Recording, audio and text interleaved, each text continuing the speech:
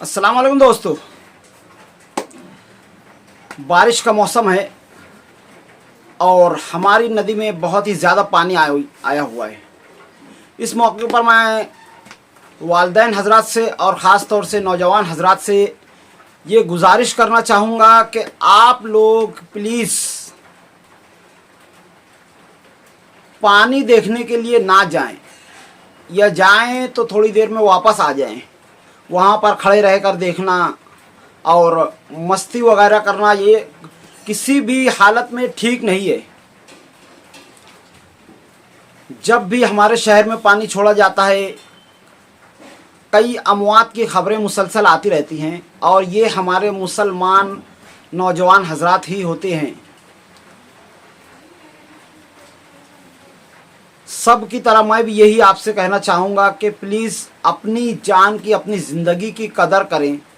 मौत से पहले पहले अल्लाह तबारक व तआला ने आपको ईमान पर पैदा फरमाया है और आपकी जान इतनी बेवकत नहीं है कि आप महज एक शौक़ की खातिर उसे कुर्बान कर दें।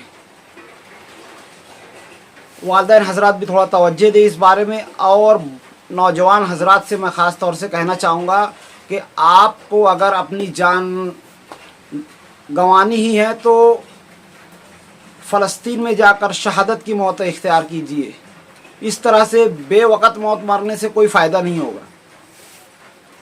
इसी तरह मौसम के ताल्लुक़ से जैसा पानी वगैरह आ रहा है, इसमें पावर वगैरह भी जा रही है और मज़दूर हजरात का काम इतना बैठ नहीं पा रहा है, उसमें मंदी भी है, 4-5 दिन चल रहा है। सेठ हजरात को इस तरफ से तवज्जो देने की ज़रूरत है कि वो अपनी मजदूरी को बढ़ाएं ताकि कारीगर हजरात को ऐसे वक्त में किसी से उधार वगैरह मांगने की ज़रूरत पेश ना आए।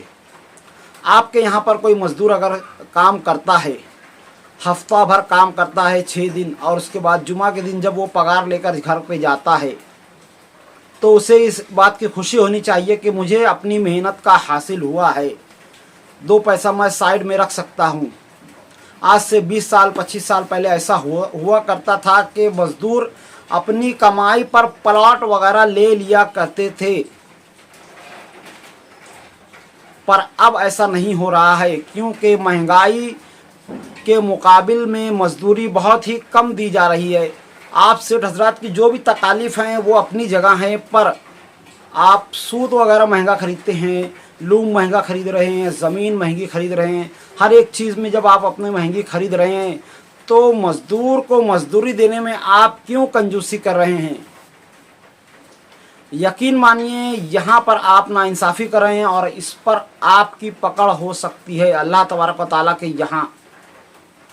आपको जितना भी लगता हो कि आप मज़दूरी बराबर दे रहे हैं, मज़दूर का ज़्यादा काम हो रहा है 4000 तक का, पर सच्चाई तो ये है कि मज़दूर ने अपनी मेहनत को बढ़ाकर के इतना पैसा कमाना शुरू किया है। अगर अभी भी मज़दूर 4 लूम चलाता रहता तो क्या इस मज़दूरी में इतनी पगार कर सकता था? बिल्कुल नहीं। मज़दूर ने 4 से 6 लूम किया, 8 लूम किया, 10 लूम किया, 12 लूम किया, और कई लोग तो पीसी और पॉलिस्टर में 20 लूम या उससे ज़्यादा भी चला रहे हैं, तब कहीं जाकर वो इस हद तक काम कर पा रहे हैं। तो इसमें आपका ये कहना कि मज़दूरी बराबर है बिल्कुल ही गलत है। मज़दूर ने मेहनत बढ़ाई है, आपने मज़दूरी नहीं बढ़ाई है। इस दर्जा मेहनत करने के बाद मज़दूर का जो हाल होता है वो दिख रहा है, लोगों को परेशानियां हो रही हैं। आज मज़दूर तबका जो है बीमार रहने लगा है, उन्हें बदली देना पड़ जा रहा है।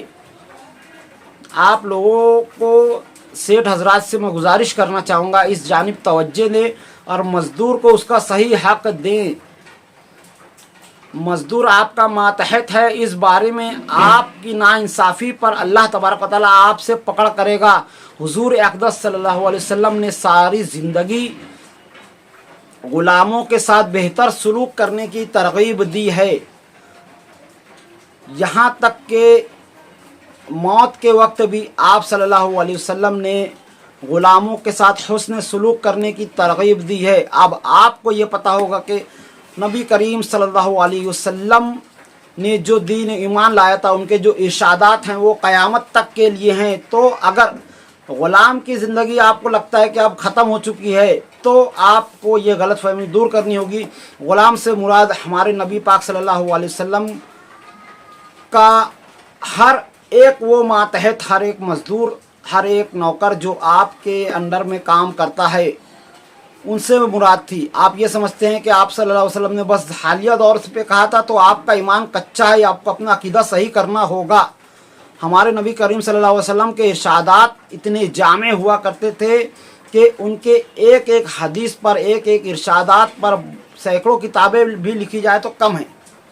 तो बताइए भला, अगर वो मरते वक्त भी ग़ुलामों के साथ हुस्न सलूक करने की तरगीब दे रहे हैं, तो भला आप ये कैसे सोच सकते हैं कि बस वो उन्हीं ग़ुलामों के ताल्लुक़ से था जिन्हें जो है ग़ुलाम बना कर रखा जाता था।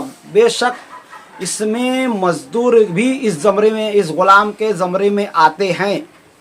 हमारे नबी का फरमान इतना छोटा नहीं हो सकता है, आपको समझना होगा।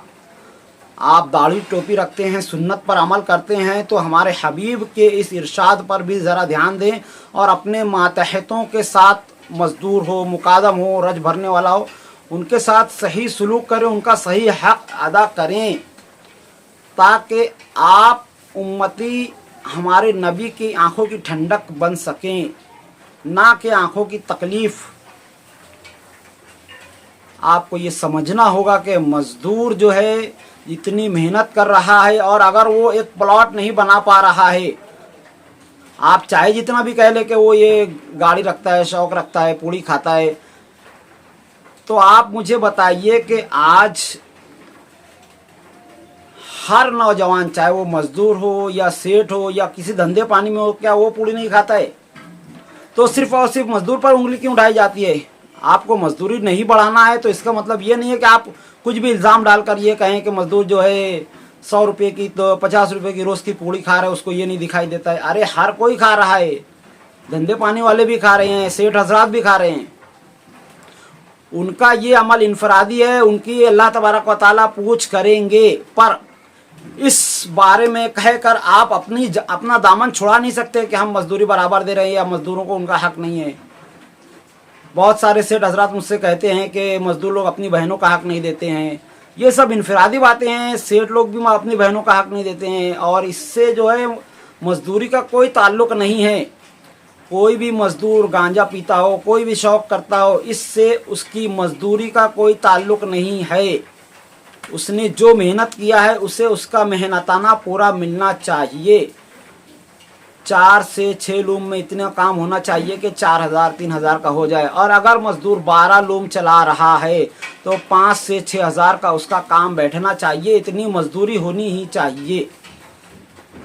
इसमें कोई भी बहानेबाजी आप यहाँ कर सकते हैं, वहाँ अल्लाह तबारक व तआला के यहाँ आपकी पकड़ होगी। आपको बहुत लगता है कि मज़दूर ऐसा है, मज़दूर वैसा है, घूम के खाता है और घर में पैसे नहीं देता है, इस ताल्लुक़ से आपकी पूछ नहीं होगी। आपने अपने मातहत को उसका सही हक़ अदा किया या नहीं, इस पर पूछ होगी। हमारे नबी के इरशादात में देखिए कि उन्होंने कहा है मज़दूर को उसका पसीना सूखने से पहले मज़दूरी दे दी जाए।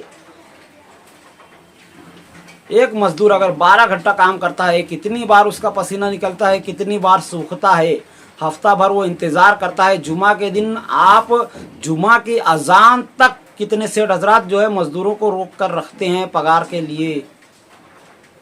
कितनी बड़ी महरूमी की बात है कि जुमा का मुबारक दिन, जब हर किसी को मस्जिद की तरफ जाना चाहिए, आप लोग पगार देने बैठे हुए होते हैं, दुनियादारी में बैठे हुए होते हैं।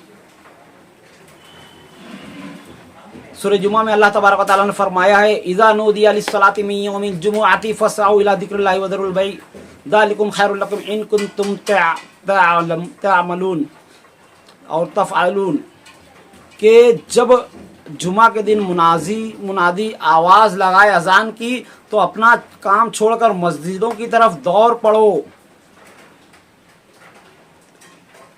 और ये तुम्हारे लिए बेहतर है अगर तुम समझने वाले हो। और हमारा मालेगांव शहर मस्जिदों का, मीनारों का शहर है, और यहाँ पर अल्हम्दुलिल्लाह दीनदारी मज़दूर हजरात में भी है, सेठ हजरात में भी है। तो इतनी बड़ी महरूमी की तरफ अगर मैं आपको बार बार कह रहा हूँ तो कोई वजह है, एक मैं कह रहा हूँ। मुझे धमकियाँ वगैरह मिलती हैं पर मैं उसकी परवाह नहीं करता हूँ कि सच बोलने में क्या डरना। तो आप हजरात मजदूरी सही अदा करें ताकि मजदूर को उसका सही हक मिले और वो अपनी मजदूरी से कोई घर वगैरह प्लाट वगैरह ले पाए।